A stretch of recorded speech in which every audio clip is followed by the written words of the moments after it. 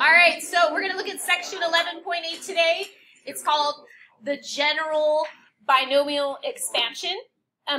Before we do, before we talk about that general binomial expansion thing, we just need to talk about something called factorial notation.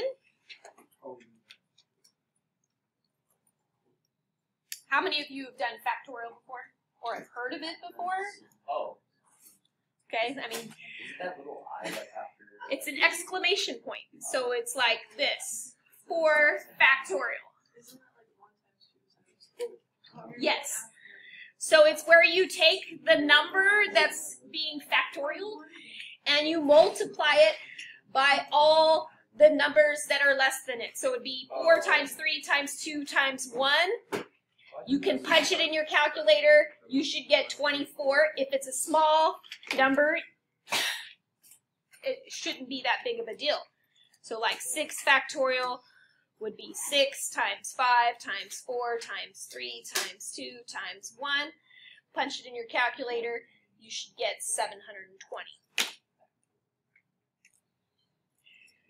3 factorial divided by 5 factorial is going to be 3 times 2 times 1 over 5 times 4 times 3 times 2 times 1. So on this type of, when you see one like this, what could you do? Cancel the 3's, right? Cancel the 2's, and then just multiply what's left. What's left in the numerator? Doesn't look like anything's left in the numerator, right? But what do you have to write? 1. A 1. And then in the denominator, just the 5 times 4, so 1/20. Or they could ask you to change it to a decimal. If they ask you to change it to a decimal, then just punch in your calculator. Okay? So that's basic factorial notation. If you can simplify, you need to punch it in your calculator, And then, so we're going to do something called the binomial theorem. And so the binomial theorem has this really fancy equation.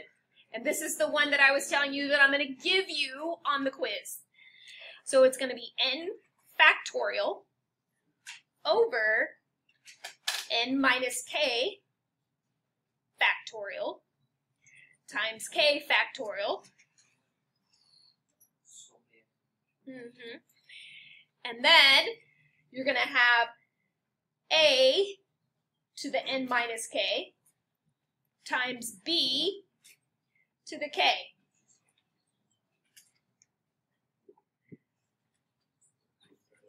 So this is the binomial theorem.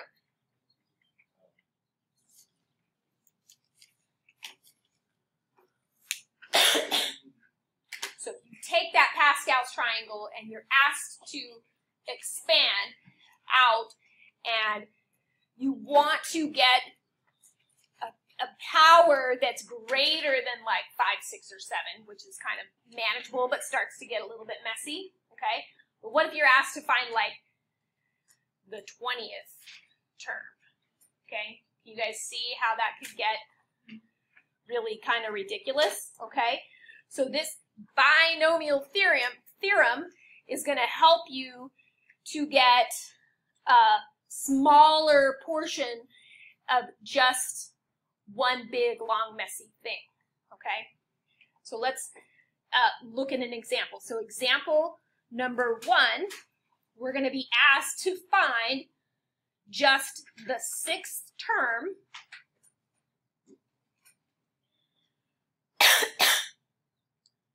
of the binomial expansion a plus b to the 14th power. Okay? So you could write Pascal's triangle all the way out to the 14th row, right? And then plug all those things in, expand it out, and then count over to the 6th term. How long would that take you? A while. Okay. Instead, we're going to use this binomial theorem, where the n is going to be the exponent right here. So n is going to be 14. And the k, because you see a lot of n's and k's in there, the k is going to be the term that they want, minus 1. So it's going to be 6 minus 1, which is 5.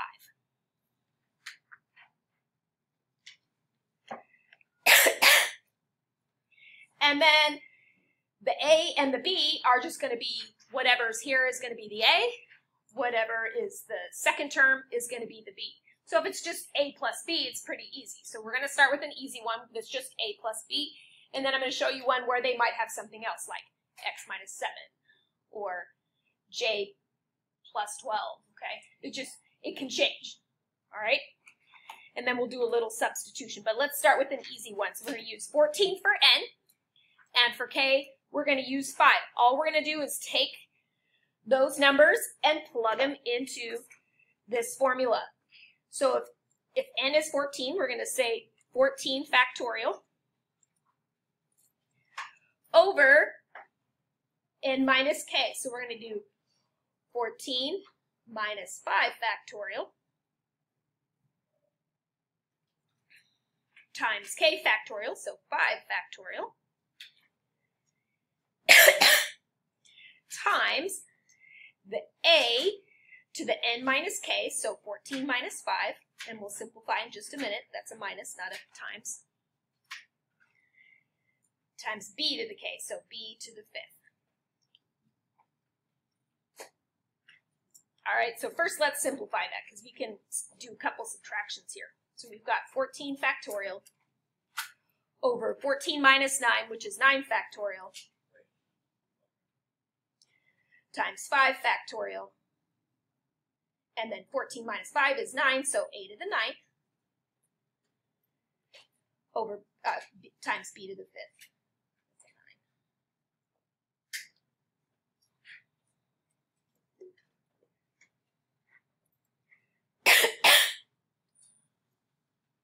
All right, so we could take this 14 factorial and write it out. 14 times 13 times 12 times 11, and so on, right? Da, da, da, da. And then we could take 9 factorial, 9 times 8 times 7, dot, dot, dot, and 5 factorial is 5 times 4 times 3, dot, dot, dot. But how many of you would like to know a slight shortcut? So on your calculator,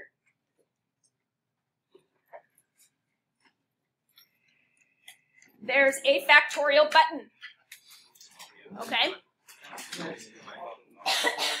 So you're going to find this little button that says PRB. Does anybody know what PRB stands for on the calculator? What is it?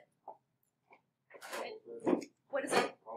Probability. PRB is probability. So in the numerator, we've got 14 factorial. If we take 14 times 13 times 12 times all the numbers less than it, what kind of number are we going to get?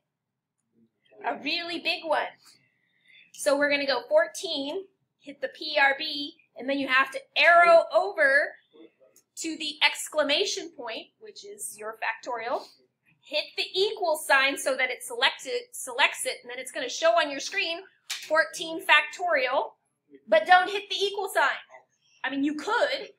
It's going to give you this really large number. It might even go off the screen and give you an exponent, okay?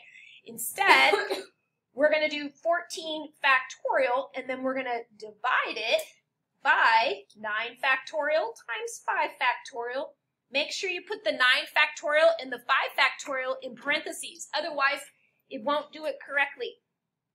So you're going to do divided by 9 factorial. So you have to go back in, get the factorial again, times 5 factorial, go back into the probability, arrow over to the factorial every time, hit the end parentheses. Notice how I have the 9 factorial and the 5 factorial in parentheses. It's telling the calculator to do those first.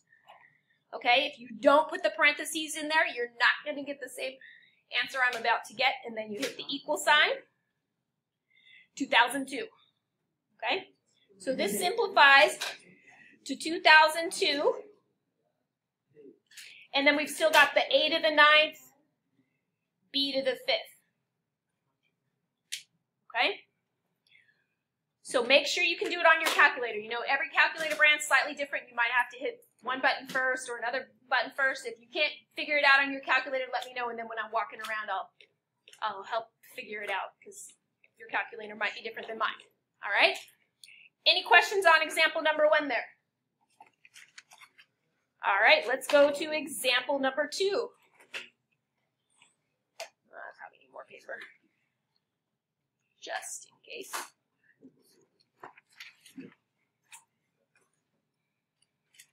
Example number 2, this time we're going to find the 7th term of 2x minus y to the 10th power. So this time our n is going to be what? 10. And this time our k is going to be what? 6. We're going to go 7 minus 1. That's where we get our 6. Okay? So we're going to take those and plug them in for our n and our k.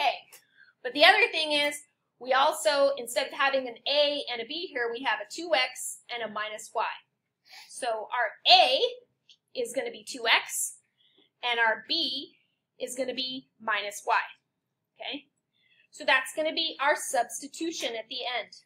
And we'll see how to do that in just a second. Okay?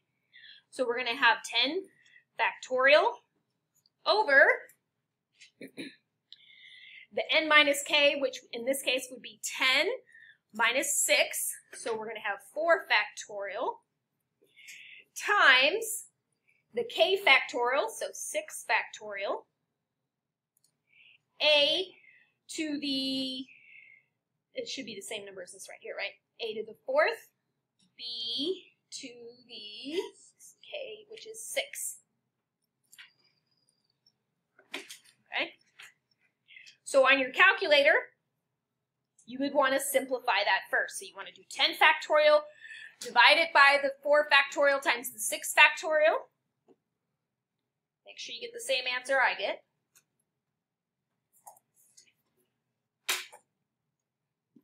I hit the wrong thing. There we go. 4 factorial, 6 factorial.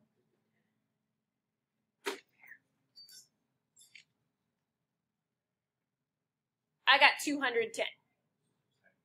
Okay? So make sure you get 210. Then we're going to have a to the 4th, b to the 6th, which kind of makes you feel like you're done, but you're not. Remember, because we're subbing 2x for a, and we need to sub negative y in for b. So when I go to rewrite this, I want to substitute back in. So I'm going to have 210, a is 2x. So we're going to have 2x to the 4th. And for b, we should have negative y to the 6th. And then we just have to simplify that. So we're going to multiply 210 times, and then we've got 2x to the 4th, which means 2x times 2x times 2x times 2x. Did I say that 4 times? Mm-hmm. Okay, which is what? 2 to the 4th is 16, and x to the 4th is x to the 4th, times, now we have negative y to the 6th, which is like negative 1y to the 6th. But when you have negative number to an even power, it comes out what? Positive. So we don't have to worry about the negative sign. So we're just going to have y to the 6th. Now let's simplify this. So now we can multiply the 210 times the 16. I got 3,360. X to the 4th, y to the 6th.